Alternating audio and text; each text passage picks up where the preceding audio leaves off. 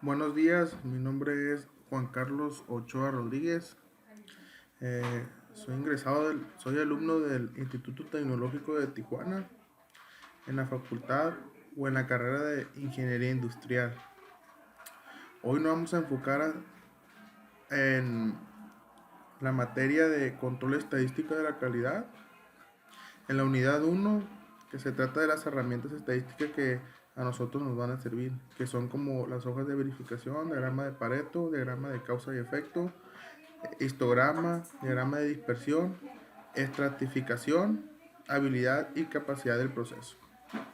Antes que nada, agradecer al profe que nos imparte lo que es esta clase, que es el profesor Miguel Ángel García Cano. Bueno, para empezar a hablar acerca de las herramientas que les acabo de explicar, de exponer, pues es necesario hablar de lo que es un poco del control estadístico de la calidad. La calidad es una característica inherente a cualquier objeto, producto o servicio. Dicha característica es cualitativa, ya que un producto considerado de calidad por una persona puede o no serlo para otras. De este modo podemos definir la calidad como la satisfacción de las necesidades o requerimientos de un cliente. Antes de la revolución industrial, los productos se elaboraban en su mayoría de manera artesanal, permitiendo que la calidad tomara tanta importancia como lo es en la actualidad. Posterior a esta revolución, se origina un boom industrial que da inicio a la producción en serie, permitiendo la masificación de productos y obligando a los empresarios e inversionistas a buscar métodos que permitan producir algo y que a su vez este algo tuviera la misma característica que los demás objetos producidos dentro de la misma serie. La esencia de la ingeniería se convirtieron entonces en una importante herramienta para hacer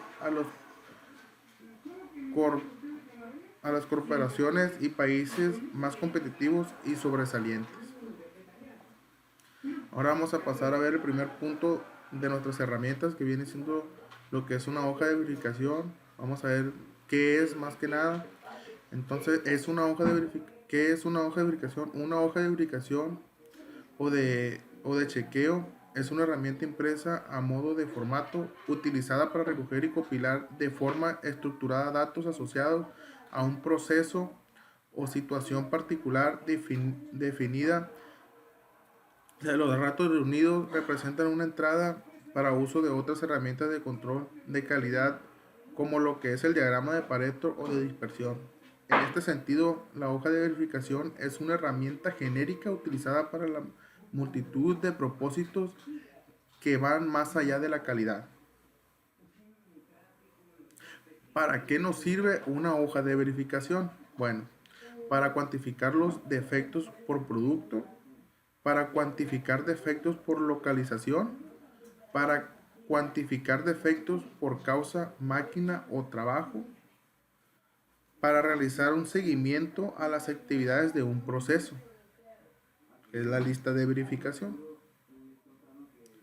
Tipos de hojas de verificación. No hay que hacer un hincapié muy, muy grande aquí, donde dice que no hay un tipo de establecidos de hoja de verificación de manera formal, pero sin embargo sí podemos definir ciertos usos comunes, los cuales se resumen en tres, que son estos siguientes, que son la hoja para registro de datos, hoja de lista de chequeo y hoja de localización. Aquí vamos a pasar a explicar un poquito de cada una de ellas. La hoja de chequeo con escala de medición, con ella evaluamos la forma de distribución de probabilidad para construir después una distribución de frecuencia. En este tipo de hoja clasificamos la medición según una serie de categorías o parámetros. Además nos permite trazar límites de especificación, que estos son los límites. Aquí están, por decir así, los rangos, por decir así, y aquí están los límites de cada uno de ellos.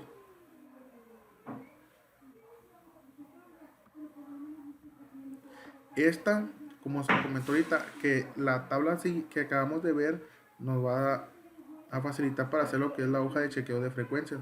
Con esta hoja definimos las categorías y recogemos los datos anotando el número de veces que se presenta, por si se presenta el problema, escape de gas en el contenedor y con qué frecuencia. El golpe lateral en una bujía y la frecuencia. Y así sucesivamente cada uno de ellos.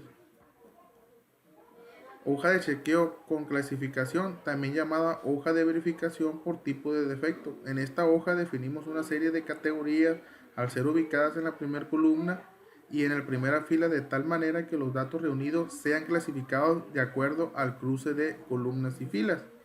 Y lo mismo, si se dan cuenta, esto ya es más, se va más por día. Bueno, ¿cómo hacer una hoja de verificación? No hay una forma, como lo habíamos comentado, no hay una forma definida para hacer una hoja de verificación. Esta va a depender de la situación a analizar, por lo cual cada quien es responsable de diseñar su propia hoja. Sin embargo, hay unos lineamientos a tener en cuenta para lograr nuestras hojas de verificación. Bueno, establecemos el contexto sobre el cual vamos a medir los datos. Básicamente lo que hacemos aquí es planear y una de las mejores herramientas para apoyarnos es la 5W más 2H, que, que hace una serie de preguntas. ¿Qué? Clasificar los defectos que tienen los clientes en su computadora y la eficiencia en la solución por parte del personal. ¿Por qué? Presentar un mejor servicio de acuerdo al tipo de defecto y capacitar al personal nuevo en los defectos más frecuentes. ¿Cuándo? Los datos se tomarán por 3 semanas. ¿Dónde? Los datos se tomarán en el salón de reparación. ¿Quiénes? Los datos serán tomados por el ingeniero de producto y se evaluarán 3 técnicos. ¿Cómo? Los datos serán tomados a través de hojas de chequeo según los siguientes clasificación. Una cruz, defecto en labor, un círculo, defectos en el monitor, un triángulo en defectos de ventilación.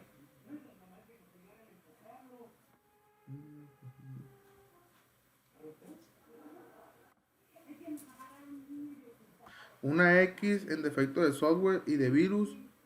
¿Cuándo? ¿Cuándo vamos a llevarlo a cabo? Se tomarán los datos de 50 clientes o hasta que se cumpla el tiempo estipulado. Aquí ya está el ejemplo de la hoja de verificación. Requerimos clasificar los datos según la semana, las partes del computador y el número de servicios prestado por cada técnico. Aquí están cómo es que íbamos a señalar cada uno de todo eso y los 3 técnicos que estamos por evaluar.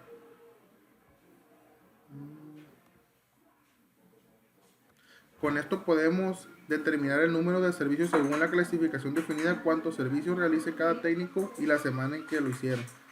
Con estos datos ya podemos tomar la decisión respectivas o adelantar otros estudios con otra herramienta de análisis y priorización de problemas. Por ejemplo, ¿por qué el técnico 2 no tiene el mismo rendimiento como lo que lo tiene el técnico 1 y el técnico 3?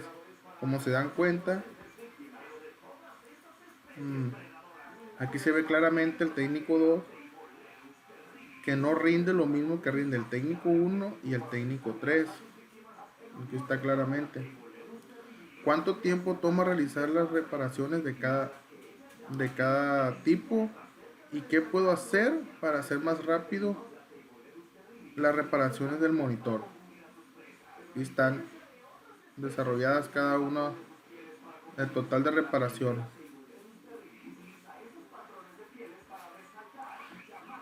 Entonces vamos a pasar de explicar lo que es la siguiente herramienta, que viene siendo el diagrama de Pareto.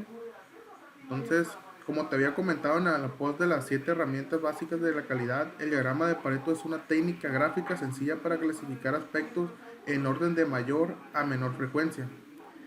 Está basado en el principio de Pareto.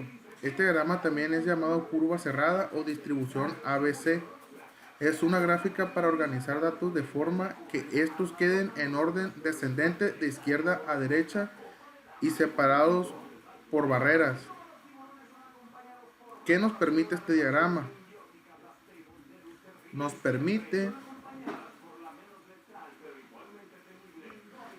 asignar un orden de prioridades, nos permite mostrar gráficamente el principio de Pareto: pocos vitales, muchos triviales, es decir, que hay muchos problemas sin importancia frente a unos pocos muy importantes.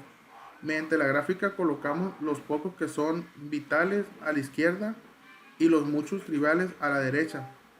Facilita el estudio de las fallas en las industrias o empresas comerciales, así como fenómenos sociales o naturales psicosomáticos. Hay que tener en cuenta que tanto la distribución de los efectos como sus posibles causas no es un proceso lineal, sino que el 20% de las causas totales hace que sean originados al 80% de los efectos y rebotes internos del pronóstico. El principal uso que tiene al elaborar este tipo de diagrama es para poder establecer un orden de prioridades en la toma de decisiones dentro de una organización. ¿Qué es el principio de Pareto y quién es el Pareto? ¿Y quién es Pareto? El principio de Pareto es también conocido como la regla del 80-20, distribución ABC, ley de los pocos vitales o principio de escasez del factor. Recibe uno de sus nombres en honor a Vilfredo Pareto, quien lo anunció por primera vez basándose en el denominado conocimiento empírico. Estudió que la gente en su sociedad se dividía naturalmente entre los pocos de muchos y los muchos de pocos. Se establecían así dos grupos de proporciones 80-20, tales que el grupo minoritario, formado por el 20% de la población, ostentaba el 80% de algo, y el grupo mayoritario, formado por el 80% de la población, el 20% de ese mismo de algo. ¿Cómo se hace un diagrama de Pareto? Inciso A. Seleccionar los aspectos que se van a analizar, cuál es el problema y las causas que se van a tratar. Inciso B. Seleccionar la unidad de medida para el análisis, la cantidad de ocurrencias, los costos u otra medida de influencia. Inciso C. Seleccionar el periodo de tiempo para el análisis de datos, por ejemplo, un ciclo de trabajo, un día completo, una semana, etc. Inciso D. Relacionar los aspectos de izquierda a derecha en el eje horizontal en el orden de magnitud decreciente de la unidad de medida. Las categorías que contienen la menor cantidad de aspectos pueden combinarse en otras categorías, las cuales se deben colocar en las extremas de derecha. Inciso E. Encima de cada aspecto se dibuja un rectángulo cuya altura representa la magnitud de la unidad de medida para cada aspecto. Inciso F. Construir la línea de frecuencia acumulada sumando la magnitud de cada aspecto de izquierda a derecha. Inciso G. Utilizar el diagrama de Pareto para identificar los aspectos más importantes para el mejoramiento de la calidad. Voy a dar un ejemplo de lo que es un diagrama de Pareto. Vamos a ver el diagrama de Pareto a través de un ejemplo totalmente ficticio de quejas recibidas en un hotel.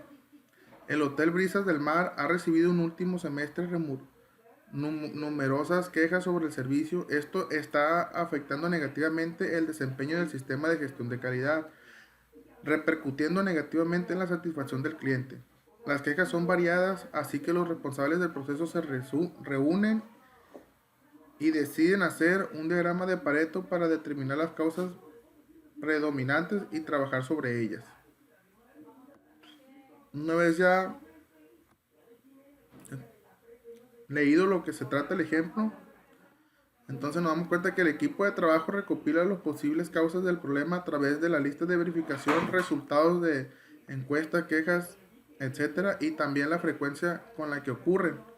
Quedaría una tabla como la que les muestro a continuación. ¿Qué es esto? Los problemas aumentados de quejas de los clientes, posibles causas del problema que son estas: mala calidad del servicio de recepción, la comida está fría, las sábanas están sucias, el personal del restaurante es grosero, la información sobre las causas es insuficiente, subieron los precios y da un total de 42. Frecuencias de las frecuencias con las que ocurre son 10, 4, 2, 1, 25, como le digo, es igual a 42, y el porcentaje que son los 24, los 10, los 5, los 2%, 48%, 12%, que da un igual al 100%. Y el porcentaje acumulado que viene siendo 24%, 33%, 38%, 40%, 48% y 100%. Y aquí nos damos cuenta, con esta tabla realizamos un Excel que quedaría de la siguiente manera, como nos damos cuenta, como les digo.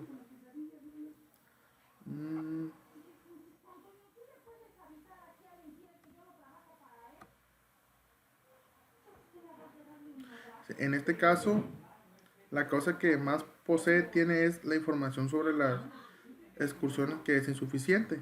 Como se dan cuenta, aquí está la información que viene siendo esta. Como se dan cuenta, tuvo más quejas, más frecuencias ocurrentes, fueron 20, que fue al igual a un 48%, en un porcentaje acumulado del 88%. Ahora les voy a hablar de la siguiente herramienta, que viene siendo el diagrama de causa y efecto o diagrama de Ishikawa, que es una herramienta utilizada para analizar y evidenciar las relaciones entre un efecto determinado, por ejemplo, las variaciones en una característica de calidad y sus causas potenciales. Fue concebido por el licenciado en química japonés Kaoru Ishikawa en el año 1943. Las numerosas causas potenciales se organizadas en categorías principales y subcategorías, de modo tal que la disposición final se parece al esqueleto de un pez. Esto se utiliza en tres cosas: para analizar las relaciones causa y efecto, comunicar las relaciones causa y efecto, y facilitar las soluciones de problemas desde el síntoma hasta la causa y luego hasta la solución.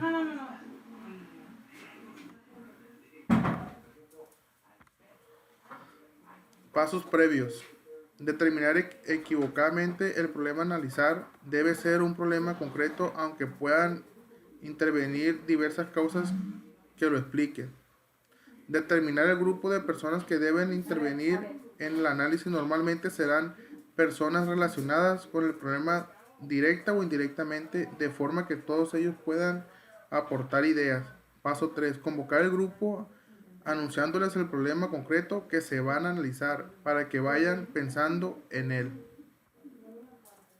Dice, habitualmente los factores suelen estar... Un momentito.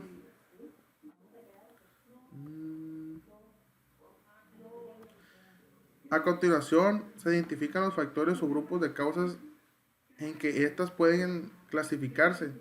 A cada uno de estos factores se les asigna una flecha que entronca con la espina principal del pez. Habitualmente los factores suelen estar predeterminados como las 4M o 5M, incluso pudieran ser las 6M dependiendo del contexto y todo. Entonces, el número 1 nosotros pusimos máquinas, número 2 manos de obra, métodos, materiales, medio, entorno del trabajo.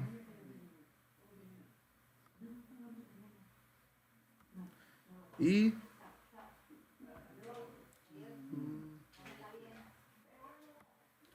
aquí está la imagen, cómo fue, si se dan cuenta, la forma del pez. Aquí se pone lo que es el efecto o el problema.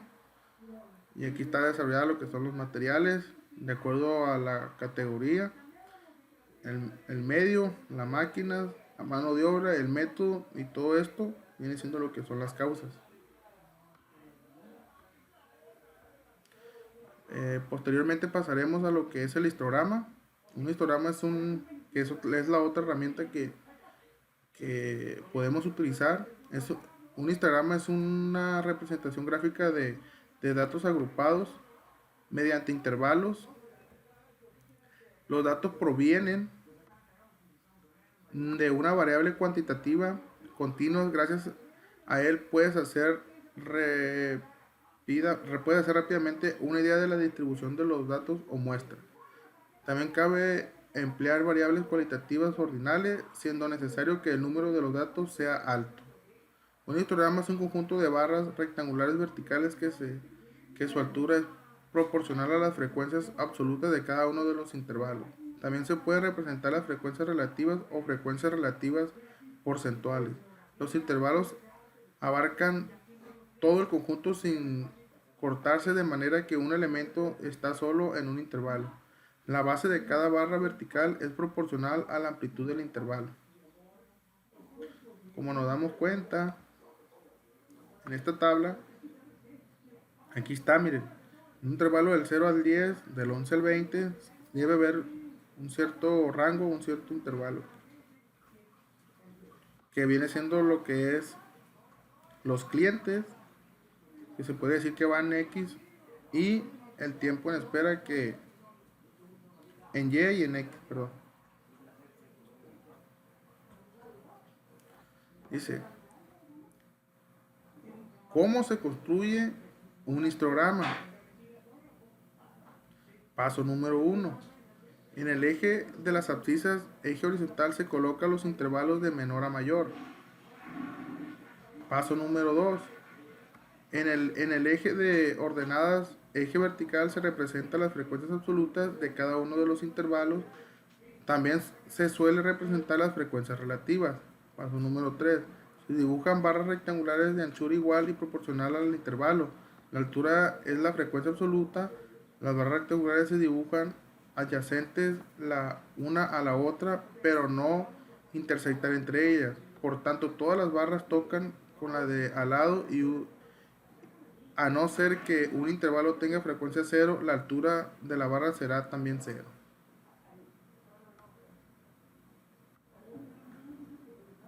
Aquí vamos a ir con un pequeño ejemplo. En una ciudad se realiza un estudio para observar la distribución de la población según la edad. La ciudad tiene censados a 1.324.861 habitantes. Para el estudio de la distribución de las edades, va a construir un histograma en grupos decenales, intervalo de 10 años. En el eje de las abscisas se colocan los intervalos de edades, grupos decenales. En el eje de las ordenadas se representa el número de las personas que tienen ese rango de edad en la fecha del estudio. Frecuencias absolutas. Se dibuja rectángulos de anchura igual y proporcional al intervalo. En nuestro caso, todos tendrán la misma anchura y de altura igual a la frecuencia absoluta. Como se dan cuenta, son decimales, como nos marcó en este punto, intervalo de 10. Grupos decenales, aquí están de 10 a 9, de 10 a 19, de 10 a 29, etcétera, hasta llegar a 100 o más de edad. Y aquí están las personas, como se dieron cuenta. Esto viene siendo la suma de las 1.324.861 habitantes. El histograma resultante será el siguiente, que es este, de 10 a 9, de 10 a 19, en donde se dan cuenta, donde el más alto fue de 30 a 39, donde están los 221.349, que viene siendo este que está aquí. Pasaremos a la siguiente herramienta, que viene siendo lo que es el diagrama de dispersión. El diagrama de dispersión permite estudiar las relaciones entre dos conjuntos asociados de datos que aparecen en pares, por ejemplo X y Y, uno de cada conjunto. El diagrama muestra estos pares como una nube de puntos. Dice, ¿cuáles son los procedimientos para hacer un diagrama de dispersión? Bueno, hay que recolectar los datos pareados de X y Y a partir de dos conjuntos asociados de datos cuya relación va a ser objeto de estudio. Es conveniente contar con 30 pares de datos aproximadamente. Rotular. El siguiente paso es rotular el eje X y el eje Y. El siguiente paso es encontrar los valores mínimos y máximos tanto para X como para Y, y utilizar estos valores para elaborar la escala de los ejes horizontal X, vertical Y. Ambos deben tener aproximadamente la misma longitud. Plotear los datos pareados de X y Y cuando haya dos pares de datos que tengan los mismos valores, dibujar círculos concéntricos al punto ploteado o plotear el segundo punto a una corta distancia. Siguiente punto es examinar la forma de la nube de puntos para distribuir los tipos y las fuerzas de las relaciones. Vamos a pasar a un ejemplo.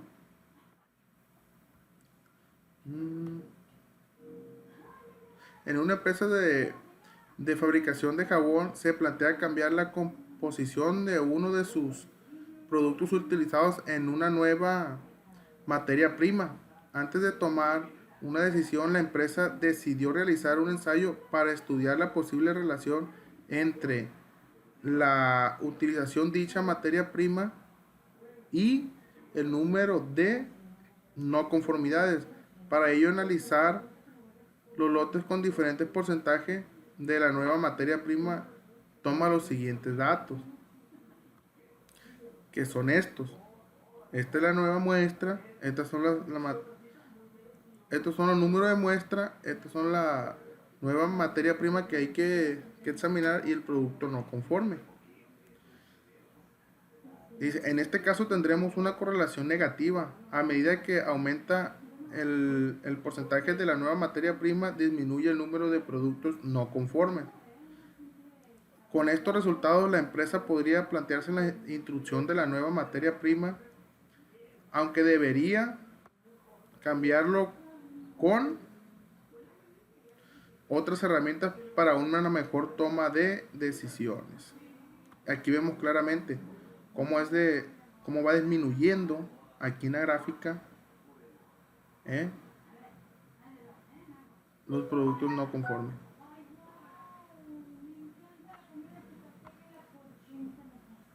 Vamos a hablar de lo que es la siguiente herramienta, que es la estratificación o muestreo estratificado. También se le puede llamar muestreo estratificado. La estratificación es clasificar o agrupar los datos con características coincidentes en grupos o extractos. Sirve para facilitar el trabajo antes de usar otras herramientas como pueden ser lo que son los histogramas, que es una herramienta que ya miramos, como los diagramas de dispersión, que también ya fue explicado. Cuando hay muchos datos, por ejemplo, en un diagrama de dispersión, su interpretación puede hacerse bastante complicada y se pueden enmascarar los problemas a destacar. ¿Cuándo utilizar la estratificación? Antes de recopilar los datos. A veces contamos con muchísimos datos y resulta conveniente intentar clasificarlos antes de lanzarlos a usar otro tipo de herramienta como lo que es un diagrama de Pareto o un histograma. Cuando tenemos datos de varias fuentes o condiciones, cuando pueden ser por turnos, por días, por semanas, por proveedores o grupos de población. Cuando el análisis de datos requiere la separación de diferentes fuentes o condiciones, por ejemplo, cuando se separa por diferentes equipos. Tipos de muestreo estratificado. Estos son los siguientes tipos de muestreo, que es el muestreo estratificado proporcionado o proporcional. Quiere decir que la muestra deberá tener extractos que guarden las mismas proporciones observadas en la población. El muestreo estratificado uniforme, cuando se asigna el mismo tamaño de muestra a todos los extractos definidos sin importar el peso que tiene en la población. Muestreo estratificado óptimo, respecto a la desviación estándar. En este caso, el tamaño de los extractos en la muestra no guarda proporcionalidad con la población. Y vamos a ir a un pequeño ejemplo donde dice lo siguiente. En una empresa de fabricación de jabón detectada con el porcentaje de humedad en la viruta de jabón presenta valores anómalos cuando se relaciona con el pH. Tras hacer un diagrama de dispersión, los datos que se obtienen no parecen arrojar luz sobre el problema. La tecnóloga de la planta propone segmentar los datos obtenidos teniendo en cuenta que se usan vacuosacadoras distintas para secar el jabón. Aquí están las tres tomas de las tres distintas vacuosadoras como nos dice el problema, y dice: a partir de estos datos podemos confeccionar el siguiente gráfico, donde se observa claramente que la vacuosadora número 1 puede tener un problema que a priori no se había detectado.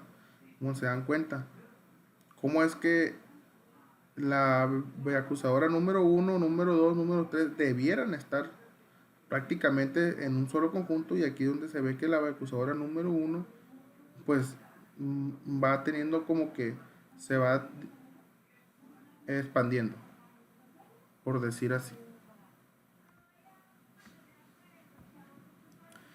Habilidades y capacidades del proceso. Esta es la última herramienta de la cual les estaré hablando. Hablaré ahora acerca de nuestro nuevo tema, que es, como le digo, habilidades y capacidades del proceso, que se conoce más comúnmente como sus siglas en inglés, CP, que es capacidad de proceso. Para ello hay que mencionar algunas definiciones que vienen implícitas en este tema. ¿Ok? Lo que es ¿qué es proceso? ¿No? Entonces, proceso es la secuencia cronológica de las operaciones cuyo único propósito es la obtención de algunos productos o servicios. ¿Qué es la capacidad? La entendemos como la posibilidad que se puede tener dentro de algo en su interior. La capacidad del proceso, ahí ya enfocando un poquito a lo que es el tema, es cómo podemos darnos cuenta, es la unión de las dos anteriores definiciones, como le digo, por lo que lo defino como la disposición para ser capaz de hacer los productos dentro de las características que se establecieron. A continuación menciono algunos propósitos por los cuales se utiliza la habilidad y la capacidad del proceso, que son tres. Número uno, disminuye la incertidumbre dentro del proceso productivo. Número dos, pronostica la magnitud del proceso si es que cubre todos los requerimientos. Ojo, todos los requerimientos. Paso 3, establece los requisitos de ejecución.